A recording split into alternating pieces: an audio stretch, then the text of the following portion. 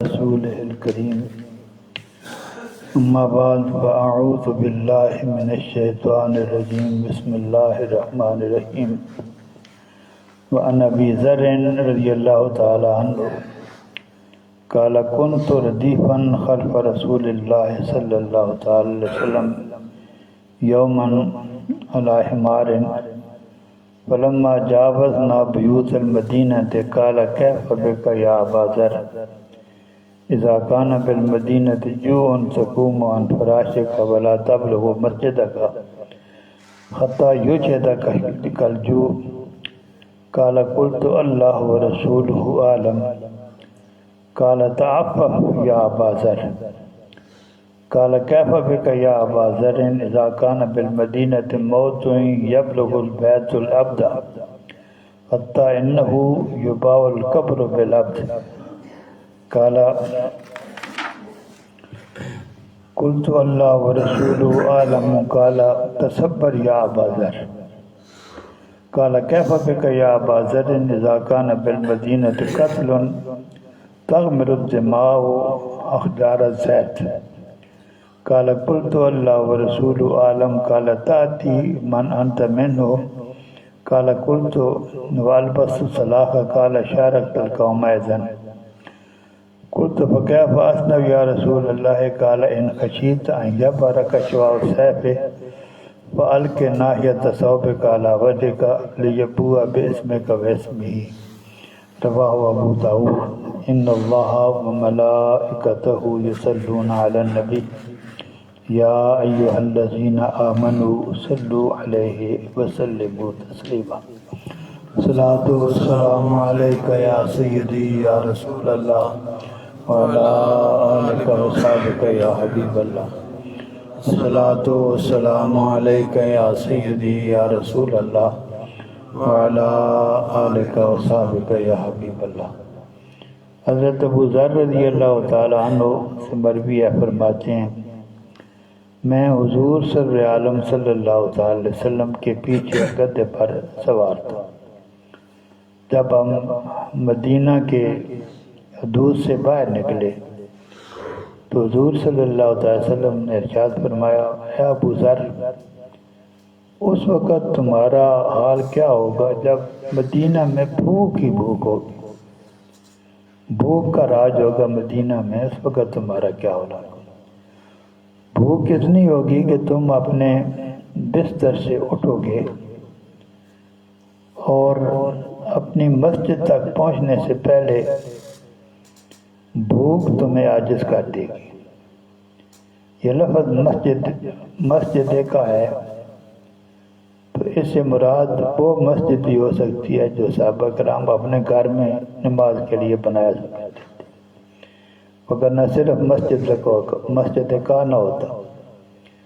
تو مراد یہ ہے کہ اپنے گھر میں بستر سے اٹھ کر وہ جگہ جو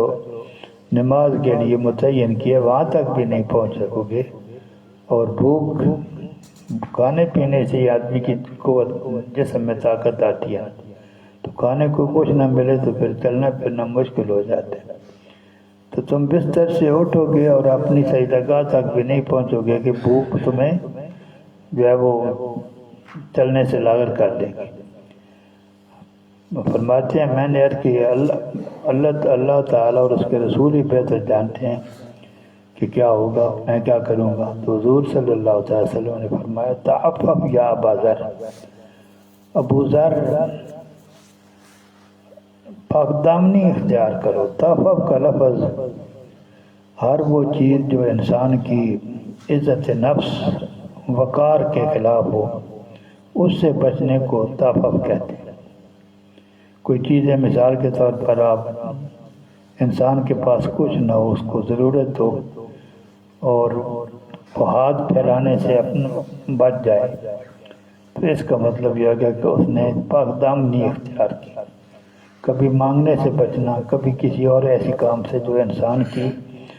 عزت نفس کے خلاف ہو۔ بہت ساری چیزیں ایسی ہوتی ہیں جو انسان کی عزت نفس کے خلاف ہوتی ہیں۔ تو اے ابو ذر، اس وقت کوئی ایسا کام نہ کرو جس سے تمہارا وقار مجروح ہوتا ہو، تمہاری عزت نفس کو نقصان پہنچتا ہو۔ بھوک ہوگی تو ظاہر ہے مطلب یہ ہے کہ مانگنے سے، کسی کے انگنے ہاتھ پھیلانے سے جو ہے تمہاری عزت نفس شروع ہوگی، اس سے اس حالت میں بھی بچنے کی کوشش کرنا۔ پھر حضور صلی اللہ علیہ وسلم نے فرمایا ابو ذر تمہارا اس وقت کیا ہوگا جب مدینہ میں موت اتنی عام ہوگی، موت اتنی عام ہوگی کہ آدمی کی قبر کی قیمت جو ہے وہ اتنی ہوگی جتنی غلام کی قیمت ہوتی ہے، قبر خود کرنا مشکل ہو جائے گی، حتیٰ کہ غلام کے بدلے میں قبر بیچی جائے گی، یعنی جس نے دفن ہونا ہے اس کو غلام جو ہے وہ قربان کرنا پڑے گا، تب وہ دفن ہونے کے لیے اس کو قبر ملے گی۔ تو حضرت ابو ذر نے پھر وہی عرض کیا، صحابہ کرام کا یہ معمول تھا کہ حضور صلی اللہ علیہ وسلم کوئی بھی سوال پوچھتے تو اپنا علم نہیں جھاڑتے تھے، بلکہ عرض کرتے تھے یا رسول اللہ، اللہ اور اللہ کا رسول بہتر جانتے۔ حضرت ابو ذر نے پھر وہی عرض کیا تو حضور صلی اللہ علیہ وسلم نے پہلی بار تابہ فرمایا تھا، اب فرمایا تصبر یا ابا ذر، صبر کرو، یہ وہ وقت ہوگا جب تمہیں صبر کرنا پڑے گا۔ پھر فرمایا اے ابو ذر کیا اس وقت کیسے حالات ہوں گے جب مدینہ میں قتل و غارت عام ہوگی، اتنی قتل و غارت ہوگی کہ زید مدینہ کے ایک محلے کا نام ہے، اس کی جو دیواریں ہیں خون ان کو اپنے اندر ڈھانپ لے گا، اس پہ ہر جگہ خون ہی نظر آئے گا۔ صحابی فرماتے ہیں میں نے عرض کیا یا رسول اللہ، اللہ اور رسول اس کا رسول ہی بہتر جانتے ہیں۔ تو حضور صلی اللہ علیہ وسلم نے فرمایا تم جس قبیلے سے تعلق رکھتے ہو اس کے اندر چلے جاؤ، اس وقت چلے جانا ہے حالات میں۔ تو میں نے عرض کیا یا رسول اللہ کیا میں اپنے ہتھیار بھی اپنے جسم کے ساتھ سجا لوں، ہتھیار پہن کر ادھر جاؤں؟ فرمایا نہیں، اگر ایسا کرو گے تو جن لوگوں نے یہ فساد مچایا تم ان میں شامل ہو جاؤ گے، ہتھیار نہیں اٹھانے۔ تو صحابی کہتے ہیں میں نے عرض کیا یا رسول اللہ پھر میں کیا کروں؟ قال فرمایا کہ اگر تم یہ چاہو کہ یہ تلوار کی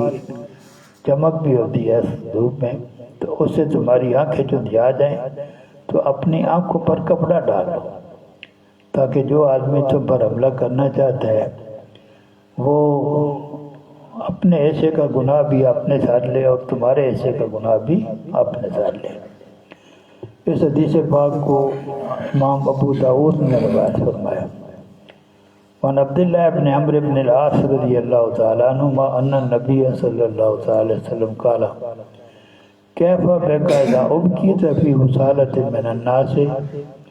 مرجت عہودہم و اماناتہم واختلفوا فکانوا ہکذا فشبک بین اصحابہ قال فبما تأمرنی قال علیک بما تعرف ودع ما تنکر وعلیک بخاصۃ نفسک وإیاک وعوامہم وفی روایت الزم بیتک واملک علیک لسانک وخذ ما تعرف ودع ما تنکر وعلیک بامر خاصۃ نفسک ودع امر العامۃ، رواہ الترمذی وصححہ۔ حضرت عبداللہ بن عمر بن عاص رضی اللہ تعالیٰ عنہ سے مروی ہے کہ حضور عالم صلی اللہ علیہ وسلم نے فرمایا اے عبداللہ اس وقت تمہارا حال کیا ہوگا جب اچھے اچھے لوگ سارے چلے جائیں گے، بیکار ردی لوگ پیچھے رہ جائیں گے، تو بھی ان کے درمیان رہ جائے گا، نہ وہ اپنے عہدوں کو پورا کریں گے نہ امانتوں کو پورا کریں گے، اور فرمایا آپس میں ان کا باہم اختلاف ہو جائے گا، اور جس طرح یہ اپنی انبیاء ایک دوسرے میں پھنسی ہیں ایک دوسرے کے ساتھ وہ ایسے اختلافات کریں گے، ایک دوسرے کو تنگ کریں گے۔ تو حضرت عبداللہ بن عمر بن عاص نے عرض کیا یا رسول اللہ ان حالات میں آپ کا میرے لیے حکم کیا ہے، میں کیا کروں؟ تو حضور صلی اللہ علیہ وسلم نے فرمایا جس کام کو اچھا سمجھتے ہو اس پر سختی سے عمل کرو، اور جس کو ناپسند کرتے ہو اس کو چھوڑ دو، اور اپنی خاص کر اپنی ذات کا خیال رکھو، عام لوگوں کے بارے میں سوچنا چھوڑ دو۔ آپ کا جو دین ہے اس میں حکم یہ ہے کہ نیکی کا حکم دو، برائی سے روکو، لیکن یہ جو کیفیت آ جائے گی، ایک وقت ایسا آ جائے گا جس وقت وہ شریعت کا جو عام حکم ہے کہ نیکی کا حکم دو، برائی کا حکم دو، اس کا موقع نہیں رہے گا۔ بندے کو صرف اپنا خیال رکھنا پڑے گا۔ حدیث پاک قرآن حکیم بھی ایک ایسی آیت ہے، وہ نازل ہوئی، صحابہ کرام نے کہ یا رسول اللہ ہمیں حکم تو ہے نیکی کا حکم دیں، برائی سے روکیں۔ فرمایا حکم یہی ہے،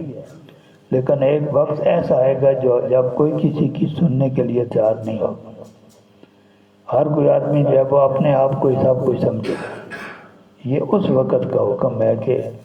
اپنا خیال رکھو۔ یہاں بھی فرمایا کہ اے عبداللہ بن عمر، لوگوں کا خیال چھوڑ دو، اپنے بارے میں سوچنا۔ اور ایک روایت میں یہ ہے کہ اپنے گھر کے میں بیٹھ رہو، اس کو لازم سمجھو کہ یہی تم نے یہیں رہنا ہے، اور اپنی زبان پہ کنٹرول کرو۔ گھر سے باہر نکلنا چھوڑ دو، ضرورت کے لیے، مجبوری تو مجبوری ہوتی ہے، بلا وجہ گھر سے نہ نکلو، اپنی زبان پہ کنٹرول رکھو۔ جس کو اچھا سمجھتے ہو اس کو اپنے اوپر لازم کر لو، اور جس کو برا سمجھتے ہو اس کو چھوڑ دو، اور اپنی ذات کا خیال رکھو اور لوگوں کے بارے میں سوچنا چھوڑ دو۔ یہ حدیث پاک اس کو امام ترمذی نے روایت فرمایا اور اس کو حدیث صحیح قرار دیا۔ وآخر دعوانا ان الحمدللہ رب العالمین۔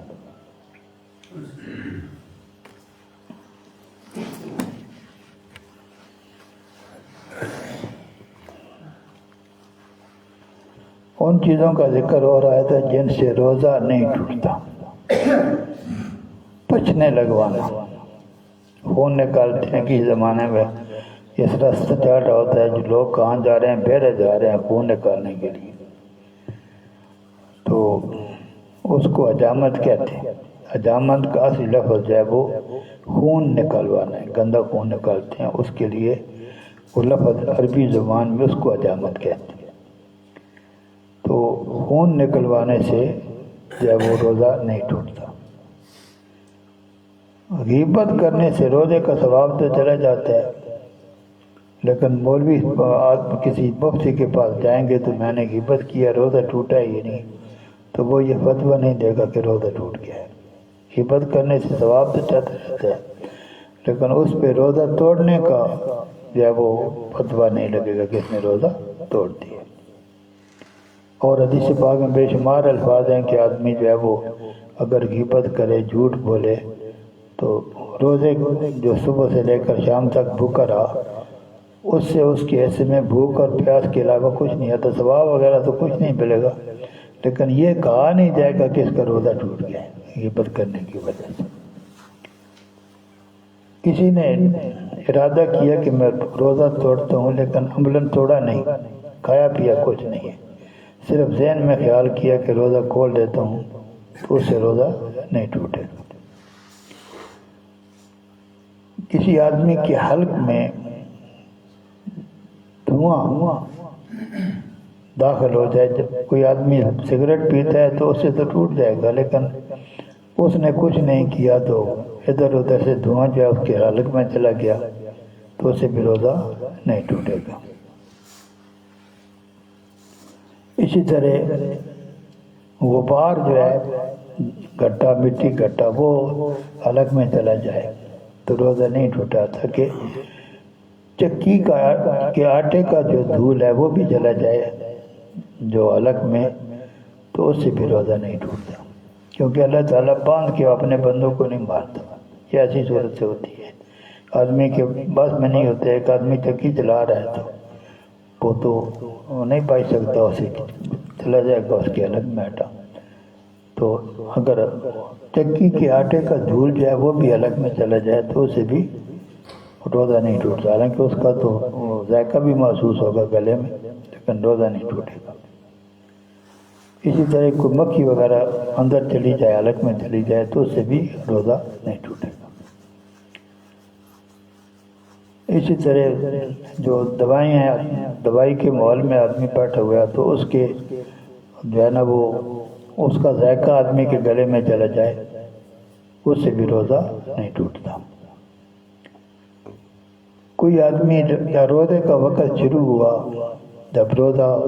کھانا پینا بند ہوتا ہے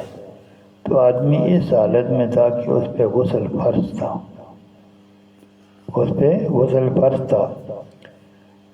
تو اس کا بھی اس کے روزے پہ اثر نہیں پڑے گا، خواہ وہ گناہ بہت زیادہ ہے۔ حالت جنابت میں زیادہ دیر رہنا بہت بڑا گناہ ہے، وہ رحمت کے فرشتے نزدیک نہیں آتے۔ آدمی اس حالت میں بسم اللہ بھی نہیں پڑھ سکتا، اللہ تعالیٰ کا نام بھی نہیں کھا سکتا، تو اس حالت میں زیادہ رہنا بہت گناہ ہے۔ لیکن جب روزے کی بات آئے گی تو اگر آپ آدمی اس حالت میں زیادہ دیر بھی حالت جنابت میں رہا تو اس کا روزہ جو ہے وہ اس کو اثر نہیں پڑے گا، روزہ اس کا ٹھیک ہوگا۔ اسی طرح کسی آدمی نے اس کی شرمگاہ میں پانی یا تیل وغیرہ ڈال دیا تو اس سے بھی روزہ نہیں ٹوٹے گا۔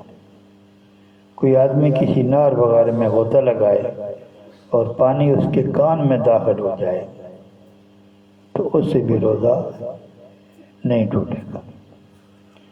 وآخر دعوانا، یہ بھی چل رہے ہیں، بعد میں مکمل کریں گے۔ وآخر دعوانا الحمدللہ رب العالمین، استغفر اللہ ربی من کل ذنب۔